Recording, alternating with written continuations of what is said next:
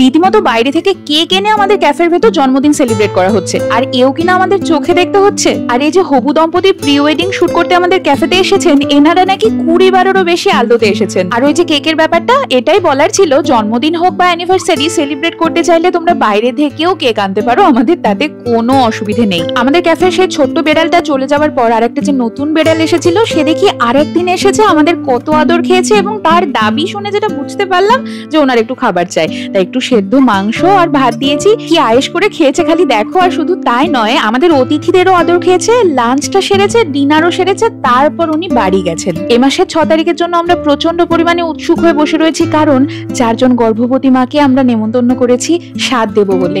আমাদের ক্যাফেতে এমন একটা মূল্যবান সময় কাটাবে সেই গর্ভবতী মায়েরা, ভেবেও যে এত আনন্দ হচ্ছে। কিছু কিছু অতিথিরা এতবার ক্যাফেতে এসেছেন যে আমাদেরকে লয়ালিটি কার্ড শুরু করতে হয়েছে, এবং আমরা এটা নিয়ে কিছু চিন্তায় ছিলাম, সেই চিন্তা অবশেষে দূর হয়েছে। খুব শিগগিরই তোমাদের হাতে এটা তুলে দেওয়া হবে এবং তারপর উপহার পাবে।